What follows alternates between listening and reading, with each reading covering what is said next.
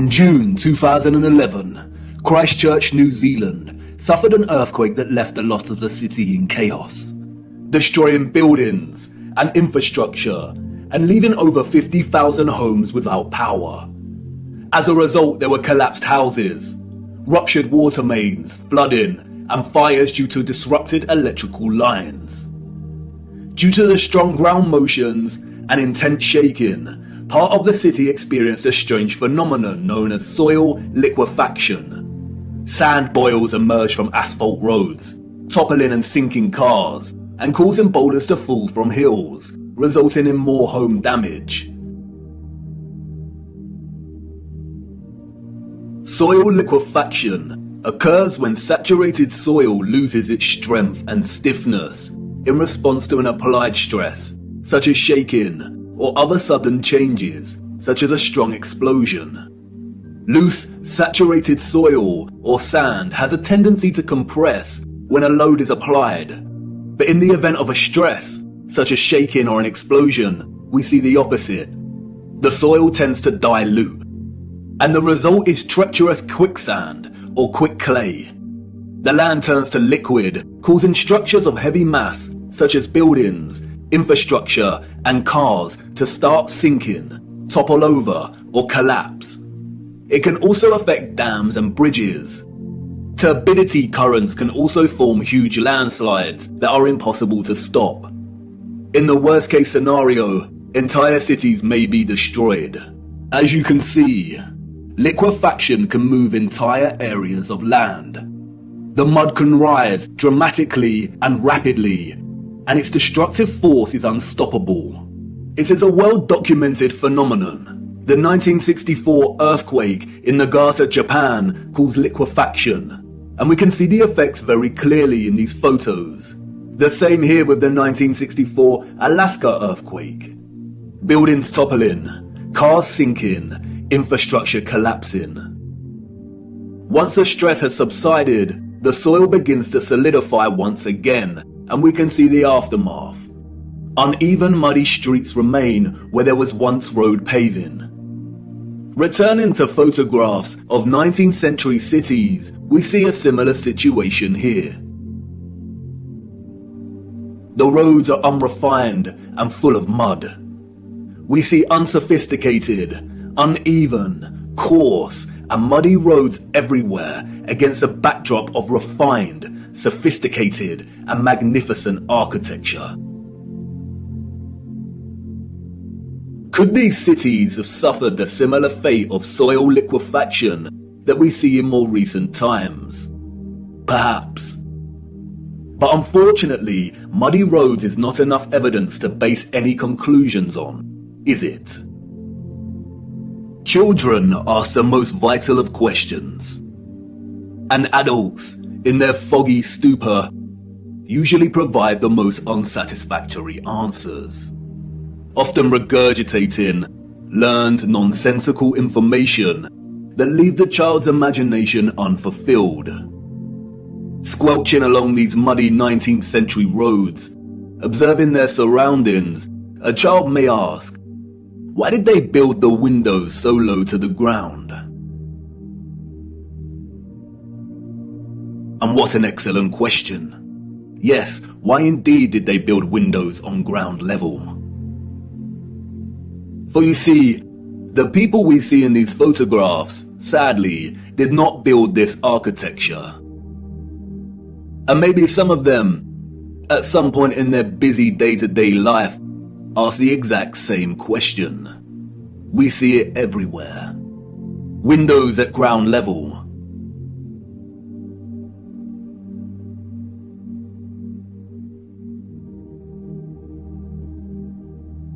Windows partially below ground level.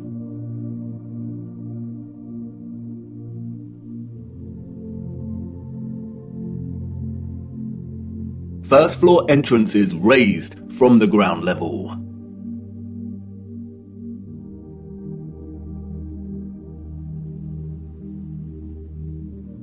Steps leading down to entrances below ground level.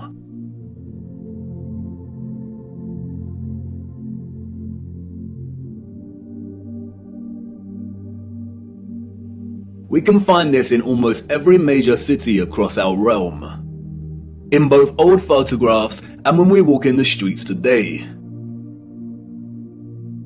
And what does it tell us? That a society with access to modest construction tools and horse and car constructed their infrastructure by first spending countless amounts of hours and energy clearing land with a depth of over 3 meters to begin their construction? Building basement floors is incredibly hard work. Since the 20th century, large powered excavation machines, such as backhoes and front-end loaders, have reduced the time and manpower needed to dig a basement dramatically, as compared to digging by hand with a spade. Perhaps you could say that our historical ancestors were just that dedicated to the architecture they built. And you could say that many of the sunken buildings we see are actually due to elevations and depressions in the natural landscape. The official narrative, which is always full of inconsistencies, perhaps would suffice if it was not for contemporary excavation. When we look at photographs such as this, it immediately dawns upon us that what we are seeing are windows and doors 2 to 3 meters below the ground surface.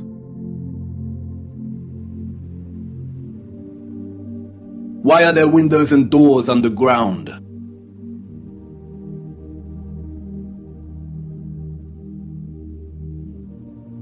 What is this that we see in our cities? Natural soil accumulation over time? Geologists have never been able to ascribe a consistent value to worldwide natural topsoil accumulation, because it is impossible. Some regions of our realm experience consistent topsoil accumulation, whereas other regions actually experience consistent erosion. Many historians and archaeologists have noted that many cities over the centuries have been destroyed through war and natural phenomena such as earthquakes, volcanic ash, and flooding.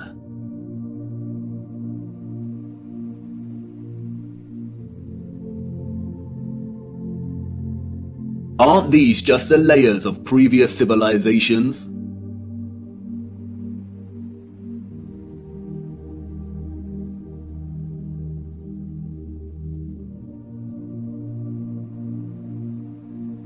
No, they are not. We see over and over again whole floors of buildings consistent with the architecture existing above the layer of ground.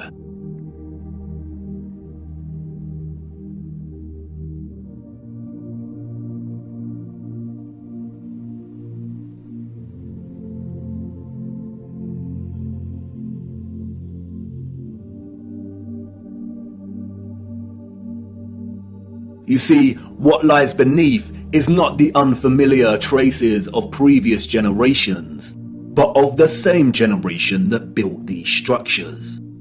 And once you really see this kind of sunken, buried infrastructure that exists in such prevalence across our world, you can never unsee it.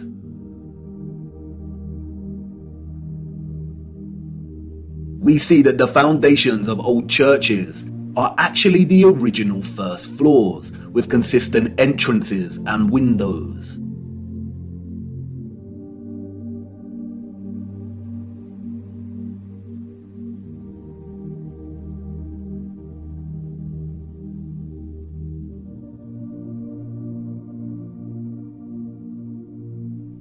We see mosaics unearthed. We see pillars, columns and arches that were originally much larger, and it was the layer of soil that reduced their size, as if they weren't big enough to begin with.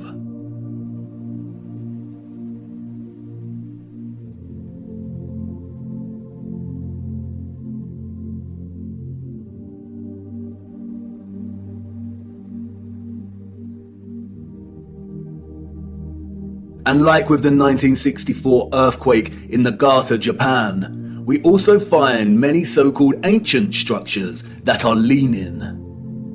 as if at some point the soil beneath these structures loosened and liquefied.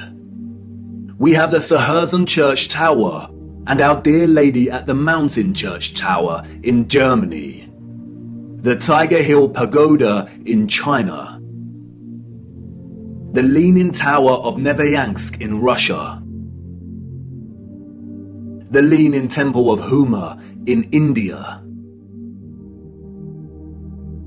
Oud-Kirk in the Netherlands, the Tower of Zaragoza in Spain, and, of course, the Tower of Pisa. The official liars of the world try to justify the buried and tilting structures we see, filling our heads with stories of antiquity and ever-changing geology, but it becomes trickier for them when we turn our attention to America. If we are to believe their narrative, then all of the buildings we see in 19th century photographs of the burgeoning American cities are newly constructed. Why do we see famous structures, such as the Washington Capitol building, with consistent infrastructure that buries very deep into the ground? And again, the inconsistencies do not add up. Why would an underdeveloped people waste resources, energy, and time constructing the foundations of the Capitol building to be consistent with the column style we find above the surface? The foundations did not have to feature columns. Columns, we are told, are a stylistic choice, not a functional one. So why would they do this? In a nutshell, they wouldn't.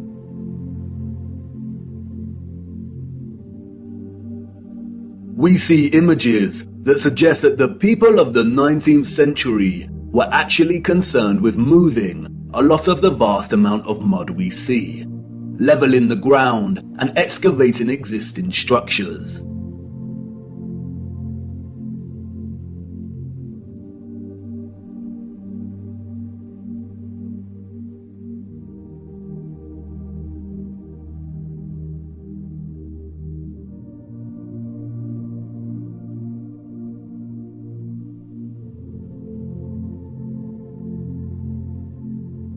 The consistency and prevalence of buried architecture across our realm indicate that whatever happened was a worldwide event, despite regional differences in natural topsoil accumulation and erosion. And there is no official narrative explanation that justifies the buried architecture we see. No explanation provided to justify the amount of mud we see in 19th century photographs of our cities. On the roads, mud piles from clearing, the roads uneven, the land ravaged, but the architecture grand, perfect, and intact. Applauded by literary scholars for his use of fog as an opening simile and metaphor to paint a portrait of London as a corrupted hub amidst burgeoning industrialization, many often overlook that Charles Dickens's 1852 novel Bleak House actually opens with a different image. London, Michaelmas term lately over, and the Lord Chancellor sitting in Lincoln's Inn Hall. Implacable November weather, as much mud in the streets as if the waters had but newly retired from the face of the earth. Liquefaction caused havoc across Christchurch and the Garter. But these were isolated earthquake events, and only portions of each city were affected. It is not possible for there to have been huge, simultaneous earthquakes around the world during a similar period. Or is it? Even Wikipedia tells us that liquefaction can occur naturally or artificially, from an earthquake or other sudden change in stress condition. Even if this was the case, we do not see the same structural damage to the buildings in the 19th century like we do in cases such as Christchurch and the Garter. Most of the buried architecture we see is intact. It is either sunken or the ground level has been raised at least 3 meters, sometimes in a uniform manner, and other times partially buried in rolling mud hills, as if there were huge landslides. The strange case of the buried architecture provides the following conclusions: that what lies beneath are not the remains of previous civilizations. More often than not, the buried structures are consistent with the architecture we see above ground, that the structures are much larger than originally suspected, and therefore they are even more of a construction impossibility for a Victorian generation of horse and car, and those existing before them. That natural topsoil accumulation and soil liquefaction are not satisfactory explanations for what we see here. Whatever took place had to be something much larger and widespread, such as a natural or artificial earthly cataclysm of sorts. As many of the photographs show, many citizens of the 1800s were responsible for moving much of the mud, leveling the ground, and excavating buildings, which suggests that whatever happened had happened very recently in their past. The complete absence of a reasonable, mainstream justification for the buried architecture we see suggests that the controllers of our realm are deliberately trying to hide whatever happened. And what of the deserted cities we see in the earlier photographs? If these cities were truly empty, then we must ask why. We must also ask how all the people got there in the end. In the space of 30 or so years, we see a city go from barren to bustling. Interestingly, it is Charles Dickens and 19th century literature more generally that offers some clues. 2 central themes run throughout 19th century Victorian literature: that of marriage and female chastity, and that of orphans and adoption. Many of the fictional characters we've come to love over the years are orphans. We have Oliver Twist and Pip from Great Expectations. We have little orphan Jane Eyre and Heathcliff from Wuthering Heights. We have Mowgli from The Jungle Book, Cosette from Les Miserables. We have Heidi, Rapunzel, Peter Pan, Snow White. We have Tom Sawyer and Huckleberry Finn and Anne of Green Gables. And these books were of their time, as far as orphan prevalence goes. The only issue is that these novels romanticize the orphan as a figure dislocated from society by default, and therefore pave their life's path as one of unforeseen opportunity. This was not reality.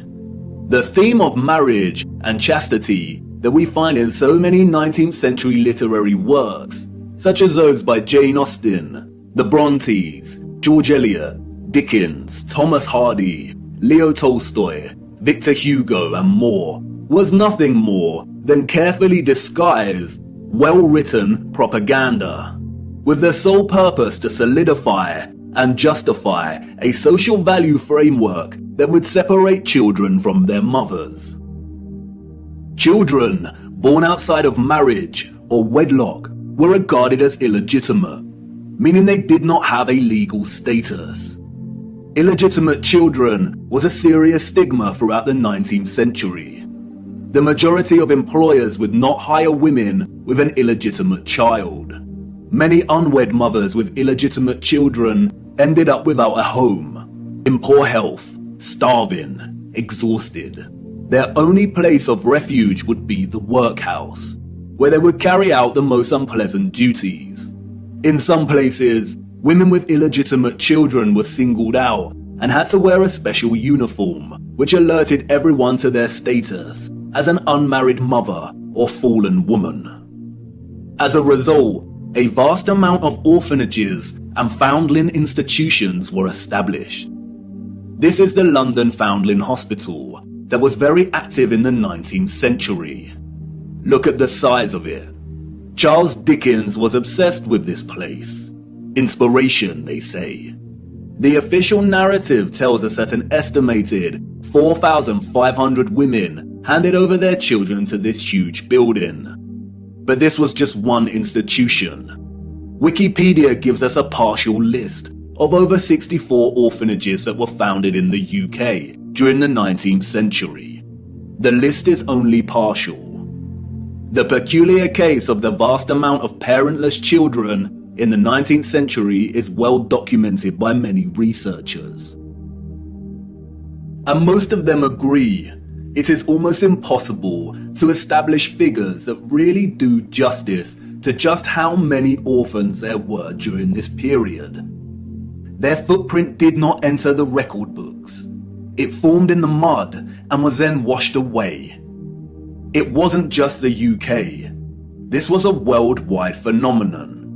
New York City had 4 foundling asylums alone that processed thousands of children annually. By the beginning of the 20th century, Italy was reporting 32,000 children per year.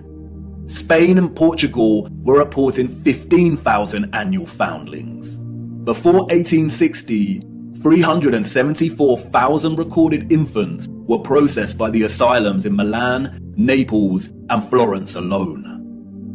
Historian David L. Ransell states that Moscow was receiving between 16 and 18,000 infants annually by the 1880s, and sending over 10,000 of these each year to outlying villages for care. In 1882, there were all told 41,720 foundlings from the Moscow home living with 32,000 foster families, scattered throughout 4,418 villages. A dozen villages had over 90 fosterings each.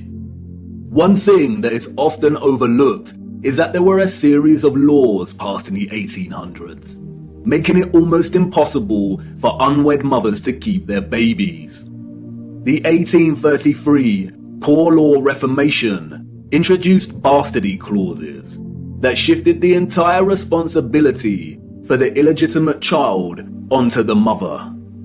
Social stigma meant that she would not be able to provide care for her child and would be forced to hand them over to the authorities, or worse. Advertisements for adoption or nurse care became popular in newspapers. And, as many scholars have pointed out, these were a front for what was termed baby farmers, or paid murder. As Dorothy L. Haller states, the adverts may have been misleading to the general public, but read like a coded message to unwed mothers. No references are asked for, and none are offered. The sum of 15 shillings a week to keep an infant or a sickly child was inadequate, and a sickly child and an infant under 2 months were the least likely to survive, and the cheapest to bury. Infants were taken, no questions asked, and it was understood that for £12 no questions were expected to be asked. The transaction between the mother and the baby farmer usually took place in a public place, on public transportation, or through a second party. No personal information was exchanged. The money was paid, and the transaction was complete.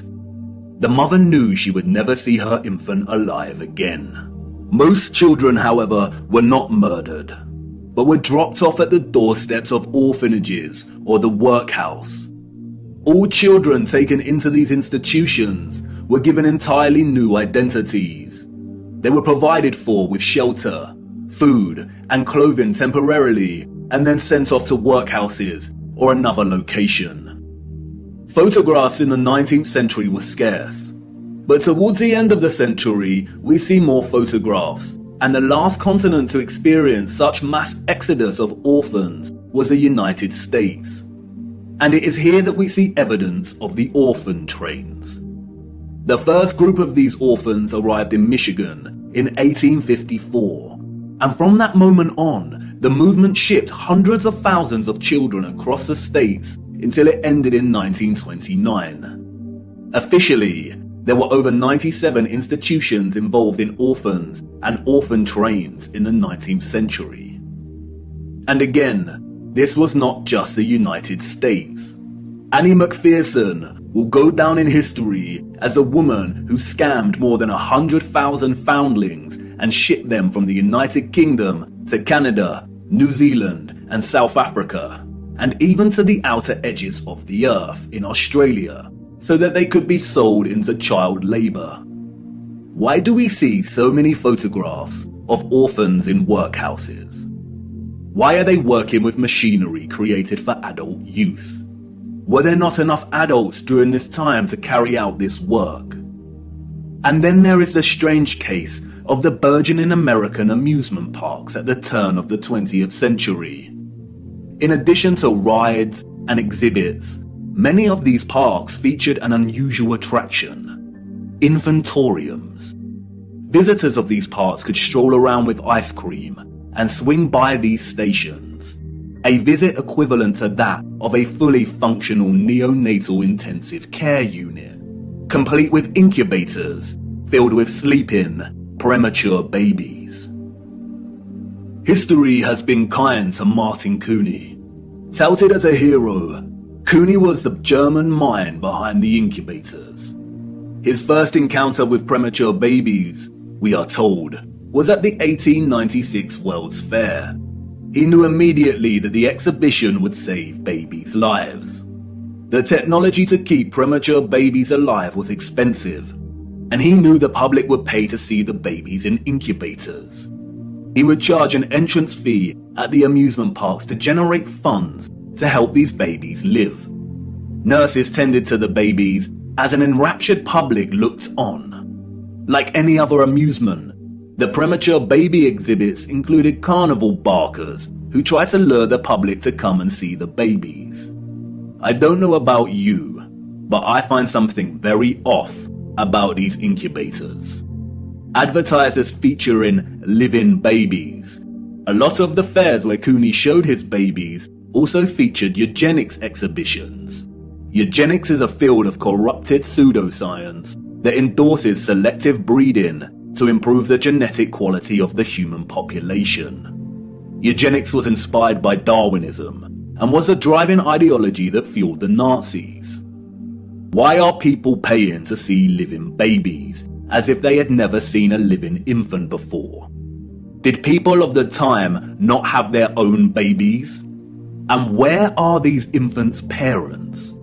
How did they have the technology in the 19th century to keep premature babies alive in such a way? Or is something off, once again, with the official narrative? There were 80,000 premature babies who were treated in these amusement park incubators. 80,000. The hundreds of thousands of orphans in the 19th century are just barely believable. Were women really that carefree? Did America even have the population numbers to justify 80,000 premature babies? We are not talking orphans here, but infants born prematurely. The narrative is not convincing or realistically fathomable. Where did these babies come from? More troubling is Cooney's background. As many historians have pointed out, he had no medical degree or training. His story is a very similar one of unconvincing philanthropy that we find surrounding some of our contemporary figures today that also do not have medical degrees. And then there is Marie Dressler, a Canadian silent film and Depression-era movie star. She adopted one of these incubator babies. Celebrities and adoption. The official narrative conveniently leaves this out of her story and tells us that she may have had a daughter who died as a small child. But the photographs suggest otherwise. Did she adopt her incubator baby at one of these fairs? Were the fairs a front for illicit adoption of premature babies? Even if they were premature, did that mean they had no parents? Who owned and was responsible for these parks? And what happened to the babies once they grew and left the incubators? If something feels eerily wrong about the entire narrative surrounding these parks and orphans, it's because we are not being told the truth. Why were there hundreds of thousands of parentless children in the 19th century? Where did they come from? They were relocated all over the world. Europe, America, Russia, Australia. Canada. Why? Especially when most still had a living parent. If pregnancy out of wedlock was such a social stigma that resulted in such trauma, why would so many people put themselves in that position in the first place? Did the government really care about social morality enough to pass laws? And all the effort to build and maintain orphanages and orphan relocation networks, would this not burden governmental finances and administration systems? It certainly would have. But, you see, there was a greater purpose behind the government's worldwide agenda: repopulation. The social narrative of chastity was nothing more than propaganda and justification for stealing children. The reason we see empty cities in the early 19th century is because they were in fact empty, void of population. And the reason they are bustling 30 years later is because orphans were shipped into these cities to repopulate them. You see, in the early 19th century, there was a worldwide reset of sorts through depopulation and then repopulation. The people we see in these photographs did not build this architecture. They inherited it, along with a lot of mud. Not only did they inherit it without a clue as to what it actually was and who it belonged to, but they were unknowingly complicit in repurposing pretty much all of these structures. I know, none of this is making much sense at the minute. You are probably wondering why on earth these cities were empty and full of mud. What happened that meant governments needed to repopulate the earth? And I know what you're thinking. This is all very intriguing, but what does this have to do with flat Earth? You want to know more about the firmament, the sun and moon, and our stationary plane. Do not worry. Everything will become clearer as we continue our journey. The prevalent evidence of buried infrastructure, coupled with deserted cities and a burgeoning industry of orphans, is just a start. These are all necessary clues, hinting at some kind of cataclysm. But the real story hasn't truly begun yet. The stage had to be set first, and now it is ready. And even if you cannot see it yet, I know you feel it, viewer. The deserted cities, the buried architecture, and orphans all signal a looming darkness. There is a great black cloud in front of us, and I won't lie, we are heading right into the heart of it. And like I said before, we do not have much time. Come on, it's time for me to honor my promise and take you back to the future.